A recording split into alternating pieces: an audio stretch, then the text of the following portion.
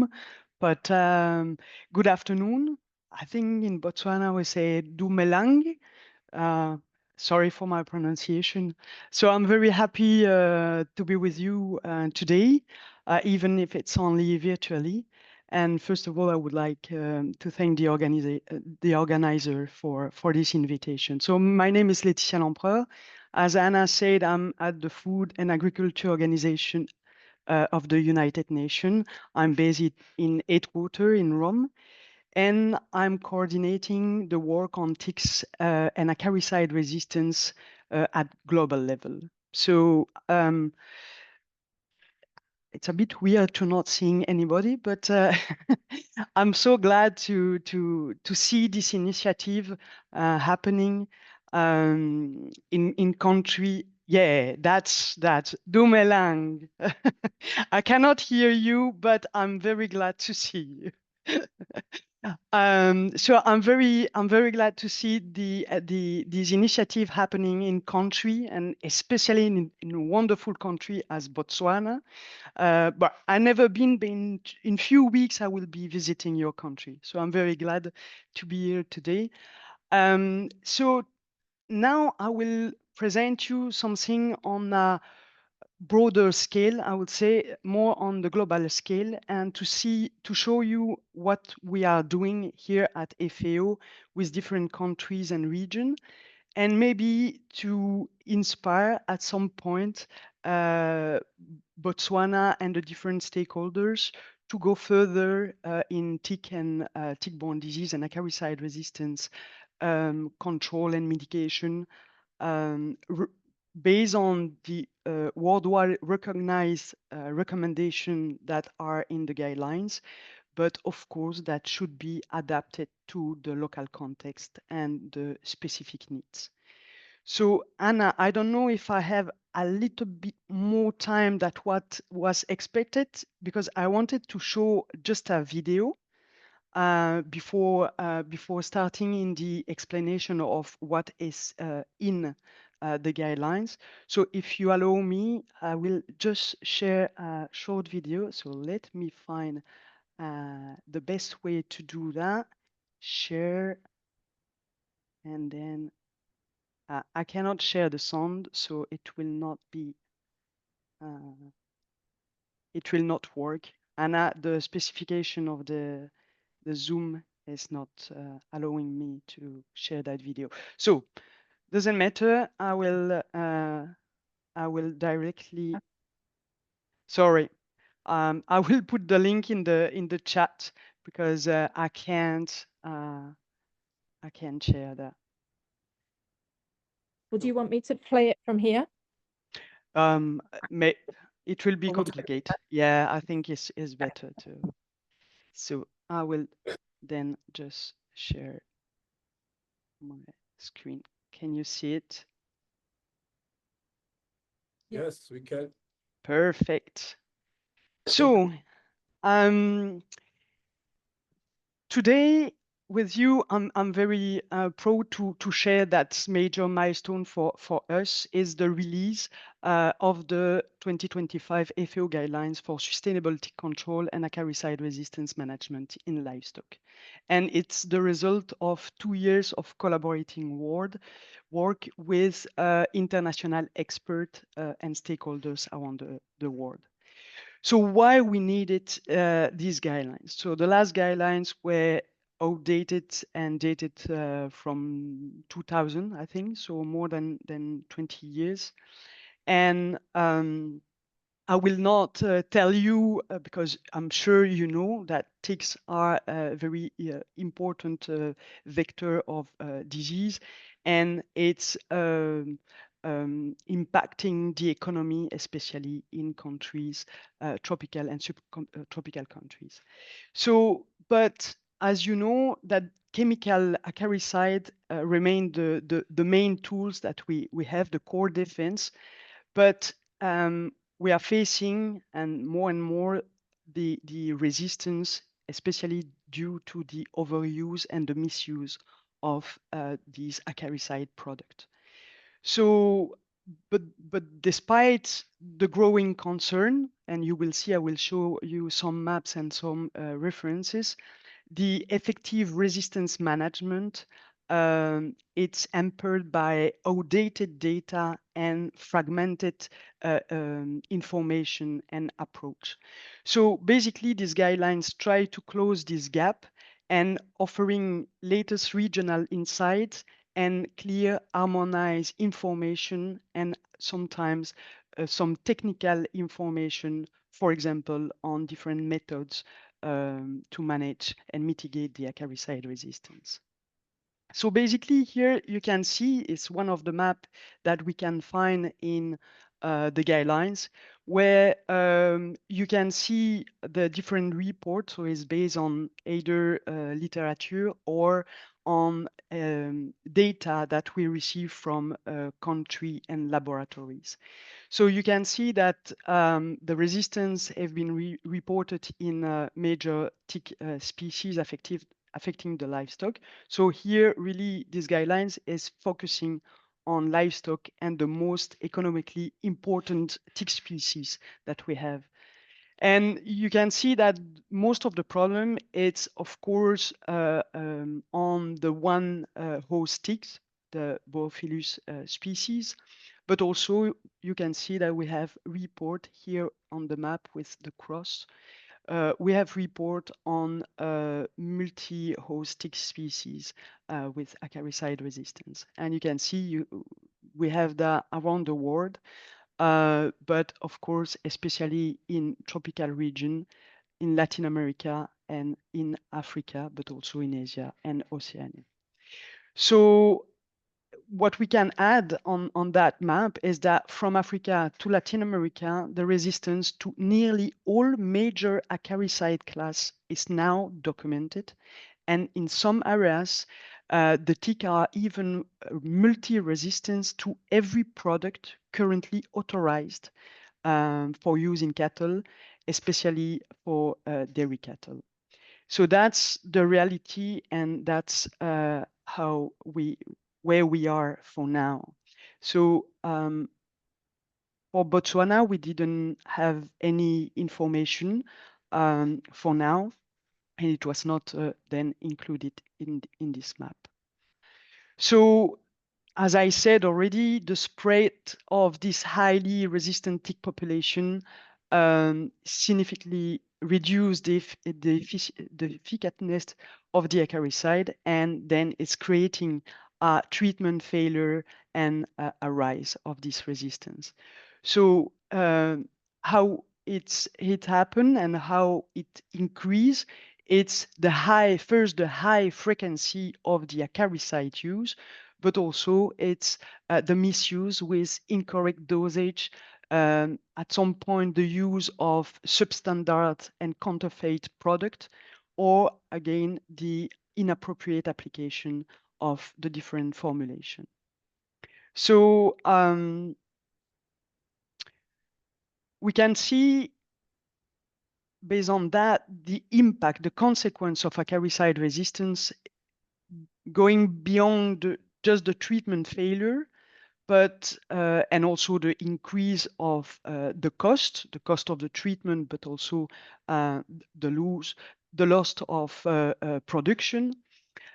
We have other impacts also impacting human and environment. So if we see on human, we can see that the safety, but also the consumer safety with the drug residues in milk and meat can pose a serious problem. The reduced treatment can on animal increase the prevalence of tick-borne disease, some zoonotic, but it's not in concern here, the mortality, but also indirectly the use of antimicrobial with another risk for antimicrobial resistance. And at the same time, the overuse and the misuse of the product can affect the environment and adding a pressure, an additional pressure on those either the non-targeted animals or the water sources. So here is just to show you that in some country the situation is serious. Because some farmers, they don't have anything to treat, and they have turned to crop pesticide that are not intended for animal use. So in this video, you see the result of the use of acetamectin based agricultural pesticide that are formulated with excipient unsuitable for veterinary use. So this leading to blindness in cattle. So, and the farmer, what they say they are facing with no alternative, and they say, I rather have blind cows than dead cows. So this is a reality not so far from Botswana. And this underscores the urgent need for coordinating expertise in tick control and standardized resistance detection, responsible use of acaricide, and clear guidance. And it's why we made these FAO guidelines to try to help and support the different region and country. So here it's the document. A bit later after the presentation, I will put in the chat all the links, then you can easily access to all this documentation. But you can see that the guideline is divided in two documents. The first one, it's the main guidelines, I will say, outlining the challenge, presenting the concept, offering general recommendation, and then at the end discussing the prospect and the future needs. And then you have the second part. It's called technical documentation, and it's providing in-depth information on more specific technical aspects, such as SOP for acaricide resistant testing, or how to apply acaricide, etc. So it's really a detailed companion to the first part of the guidelines. So basically, this guideline is highlighting different topic. But this work, I didn't do this work alone. So it was made thanks to a group of experts, more or less 40 experts, but also other collaborators, and also the regulatory agency in different countries, veterinary services, and what we call the community of practice that now include more than 800 people around the world. I will also explain you more in details a bit further, but it's really a collective work that I'm presenting now. And to structure these guidelines, we had different working groups working on diagnostic surveillance of acaricide resistance, one on regulation, access, and use of acaricide, then sustainable tick management, and a topic that was not approached before, it's the education, but also the social and behavioral science, how to integrate that in our topic. And finally, the research and development. So we try to reflect both the global best practices, but also the regional realities to build these guidelines. So basically, the first group on diagnostic and surveillance, you will find information on what I said, the different the challenge of acaricide resistance around the world, but also different tools for better identify or even know where in the world we have the most economically important tick species in cattle. Then this group review the background on acaricide resistance mechanism, but what is very important and useful for at least the laboratory, it's detailed SOP, donc sustainable the operational procedure, standardized operational procedure for acaricide resistant testing. So I think there is a representative of the national laboratory in the room, if I well understood. So that could be useful also for you at that point. And what I anticipate a bit some action that we are that are ongoing here, but we are preparing a more user-friendly course, e-learning course on acaricide resistant testing, offering every laboratory around the world the opportunity to learn in the most practical way how to perform those tests, and then at the end having standardized testing around the world and having reliable comparison of data between laboratories. But this group also try to map the different infrastructure and capacity, laboratory capacity around the world, knowing which laboratory has reference strains and trying to propose some surveillance system. But I'm not going further on that because the next speaker, I think, will speak more on that at the regional level. That is probably more interesting you. This is the working group that was working on that topic. Then we work on regulation, access, and use of acaricides. I just heard from the previous presentation that it's a reality, the access of this product and even other products are a great concern. And then in many cases, this product and solution exist, but the farmer do not have the access, either due to regulatory complexity or due to distribution challenge.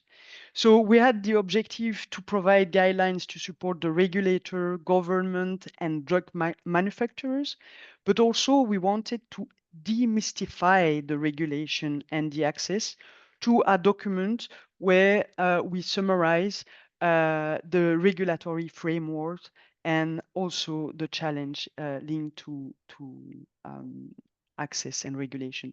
So basically, this work was really done with a lot of people from Veterinary Medicine Directorate, National Veterinary Services from different countries, but also WOA and the WOA collaborating centers.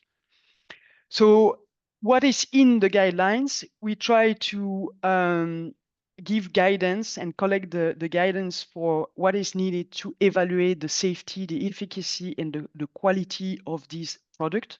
Try to show how these products are mainly distributed in around the world with the different regional specificity, and showing what is needed for labeling, pharmacovigilance, and safe disposal of this product.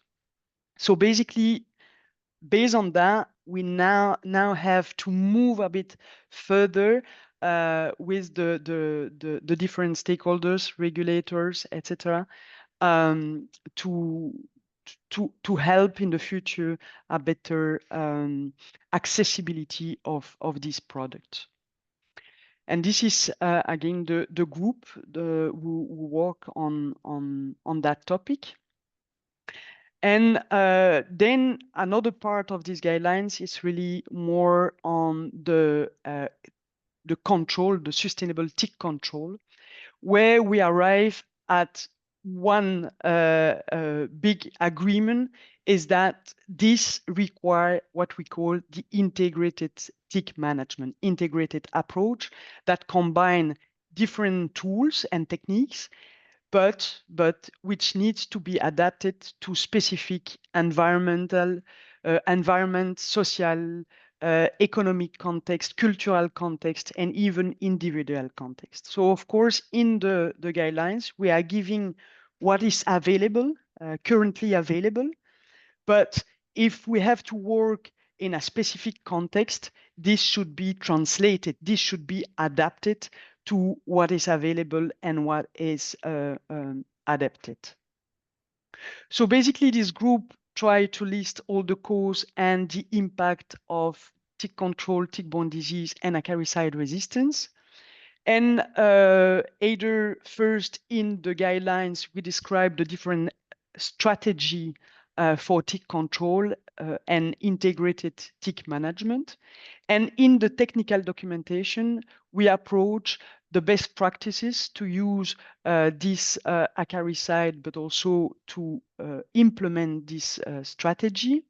And we gave a tool for animal health worker to go in farm and how to plan a tick control strategy and consultation with their farmer.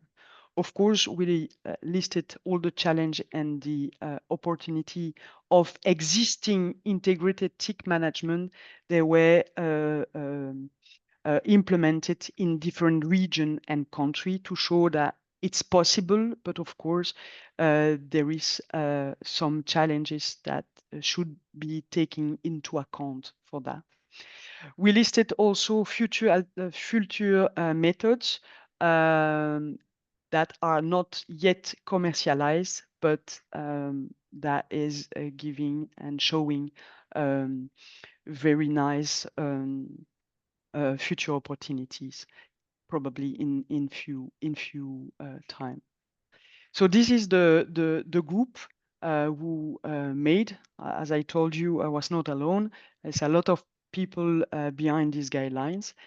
And then we arrive at the education and communication and social behavioral science. And here it was really to give, to highlight the fact that it's important to add this component when we plan, especially when we design intervention in the field. And we gave some tools to integrate it that in research project, but also helping for intervention design and monitoring and evaluation of the intervention. So I recommend for those who wants to implement some initiative to take into account that and to read that part. So that was the group of people working specifically on that with some specialists in behavioral science.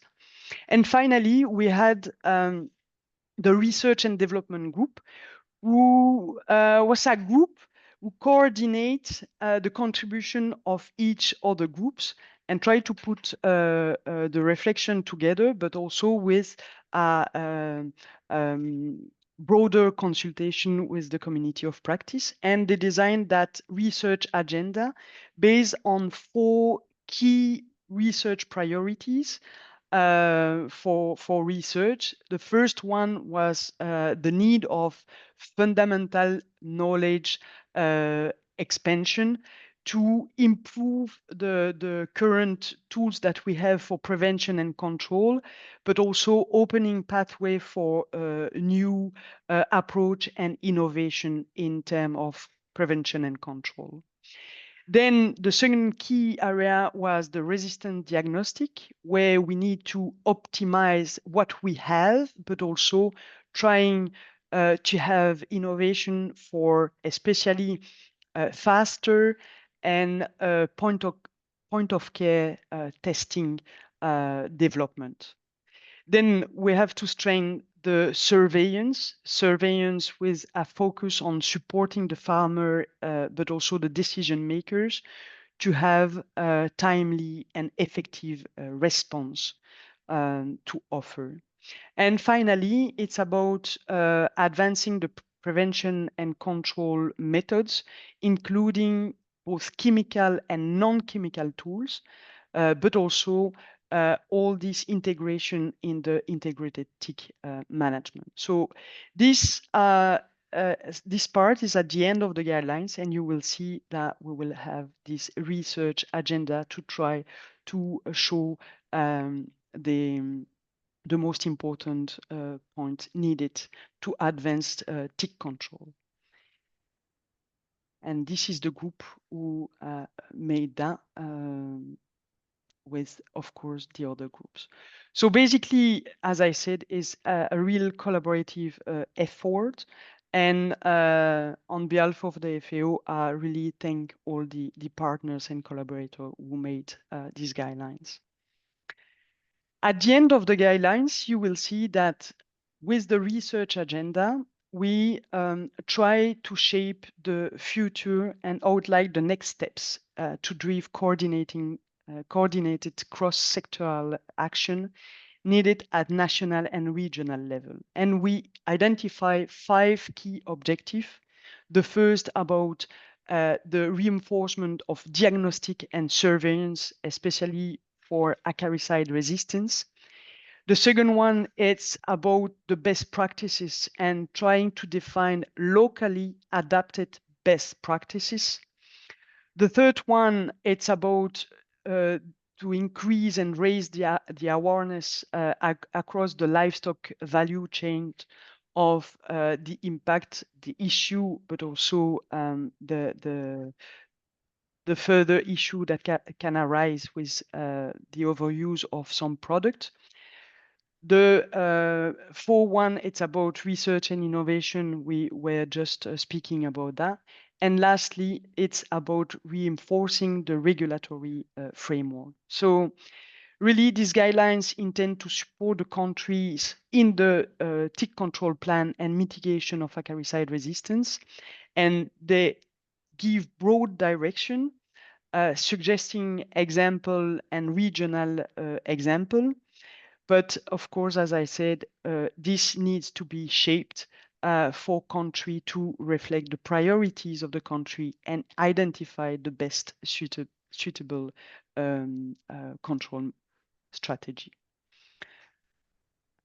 So everything is available on our webpage. Again, I will put that everything in the chat for your use and read.